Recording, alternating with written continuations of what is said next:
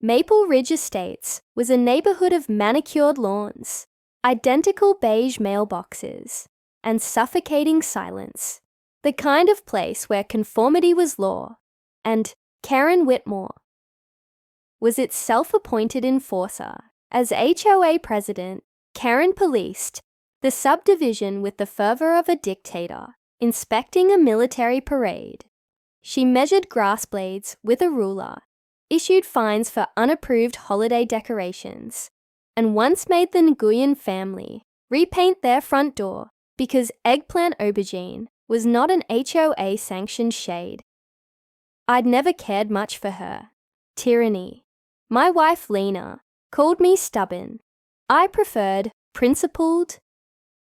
Our house, a modest 2-story with slate grey shutters, technically out of compliance, and a slightly overgrown hydrangea bush, a recent violation notice, was Karen's favourite target. Every week, another citation appeared in our mailbox. Excessive bird feeder occupancy. Unauthorised patio chair fabric. Lena laughed them off, but I seethed. Then came the night everything changed. Lena was 8 months pregnant, her belly round and heavy, her movements careful. The doctor had warned us. Her blood pressure was creeping up, the baby breech. High risk, he'd said. If anything feels off, call immediately. So when I heard her sharp gasp from the stairs, followed by a thud, my blood turned to ice. I found her on the landing, gripping the railing, face pale. "I'm okay," she breathed, but her voice was tight with pain. "Just slipped." Then her hand flew to her stomach. "Oh God, something's wrong." I didn't hesitate. 911, sirens, help. The ambulance arrived in 4 minutes flat, its lights slicing through the suburban darkness. It roared down our street until Karen's silver Lexus screeched to a halt directly in its path. She stepped out, perfectly coiffed, HOA rulebook in hand. "No unauthorized vehicles after 8 p.m., she announced, as if reading from a script. Per HOA bylaws, emergency sirens are prohibited in residential zones during quiet hours. The paramedic in the passenger seat gaped. "Ma'am, this is an emergency. And I'm the president of this association." Karen's smile was razor thin. "You'll have to turn off the sirens and proceed at a reasonable speed." Lena's whimper from upstairs punched through me. "She's in labor," I shouted. "Move your damn car." Karen didn't flinch. "Rules exist for a reason, Mr. Dawson. If you'd followed them, like repainting those shutters, perhaps we wouldn't be in this situation."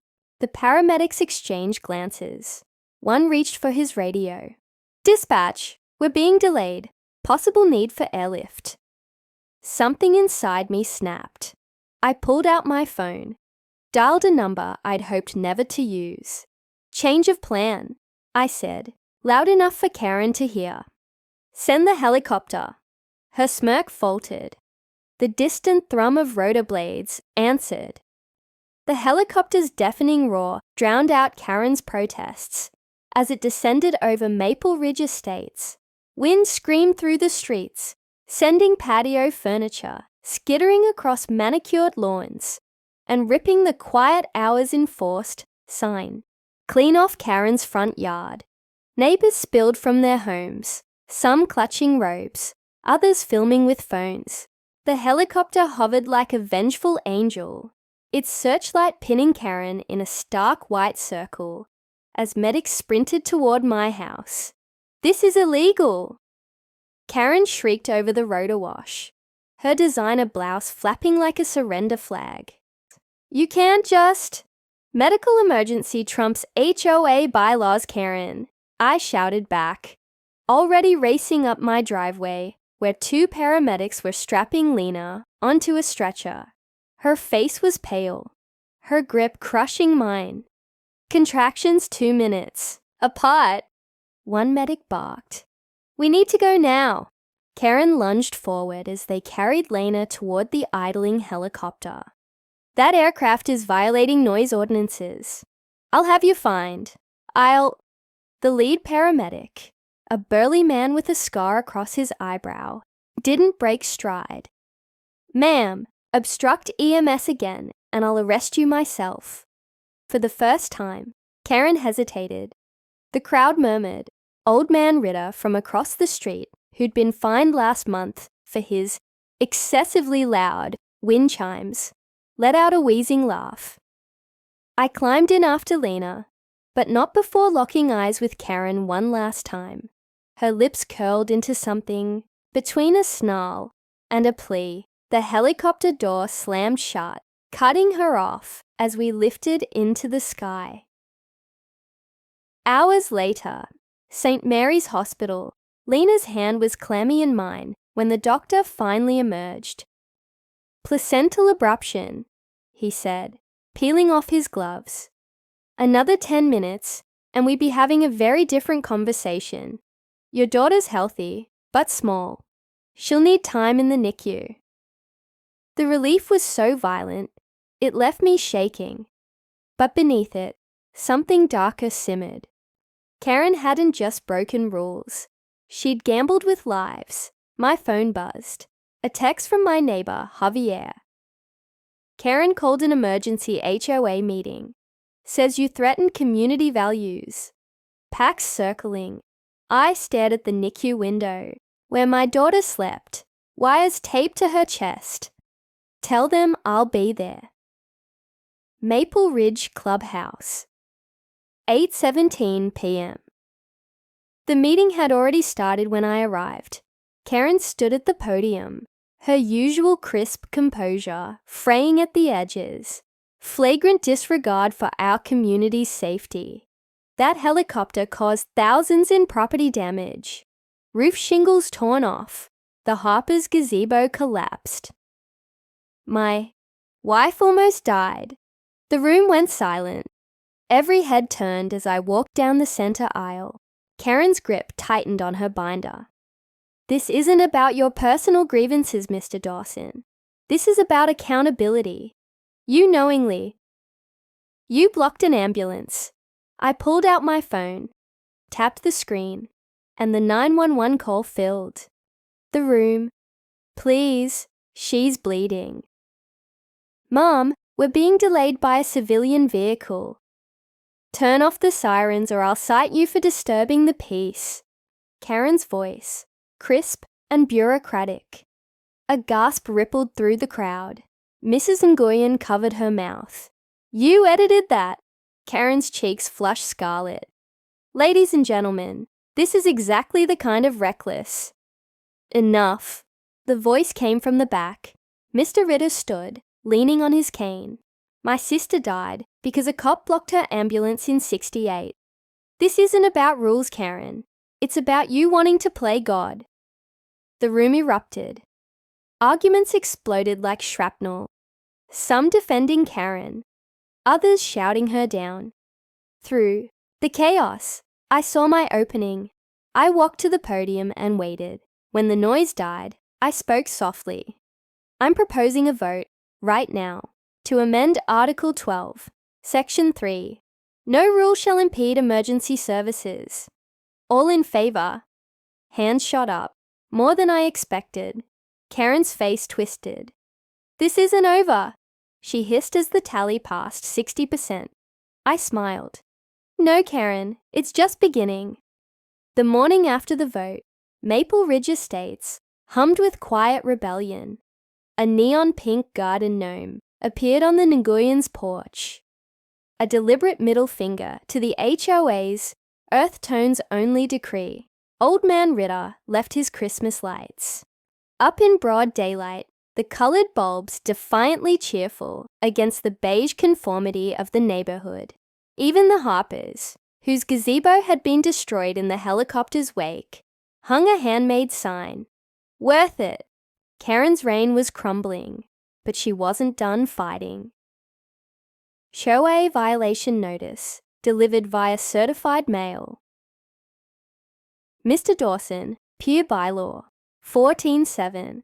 Homeowners are financially responsible for damages caused by reckless disregard of community standards.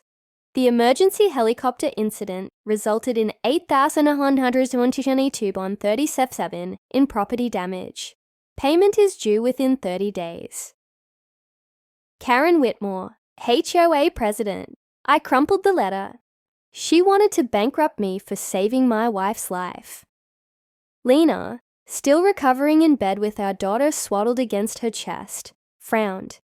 She can't actually enforce that, can she? I pulled up the HOA's bylaws on my laptop. Technically, yes, but there's a clause in Article 9. Collective grievances may override individual penalties if signed by 40% of households. A slow smile spread across Lena's face. Then it's time for a mutiny. The petition. Javier's wife, Marisol, designed the flyers. Bold black text under a cartoon helicopter. Has the HOA gone too far? Signed to demand emergency service exemptions and Karen Whitmore's resignation. Meeting tonight. Bring your violation notices. We slip them into mailboxes under cover of darkness, avoiding the Nguyen's Ring camera. Karen had installed it after the gnome incident. By noon, the neighborhood Facebook group was buzzing. Karen's response came at 3:17 p.m.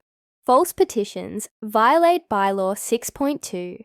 Participation will result in fines. Nobody cared. The safe house. We gathered in the Ritter's basement, the only house without HOA surveillance, after Karen fined them for excessive political signage during the last election. 23 neighbors, crammed between cardboard boxes, labeled Xmas decorations and Jim's war stuff. Mr. Ritter thumped his cane for silence. Karen's got the board in her pocket. But bylaws say we can call a special election with 50% +1 votes. He slid a spreadsheet across the folding table. We need 31 households. Right now we've got 28. Marisol tapped a manicured nail on 3 highlighted names. The Petersons are Karen's golf buddies. The Lees won't risk their visa status. But the new couple on Sycamore, they're wild cards. I volunteered to recruit them. The wild cards. Tyler and Jordan Moss answered the door in matching. I paused my video game for this. T-shirts. Their front yard was a glorious mess of half-assembled lawn furniture and dog toys.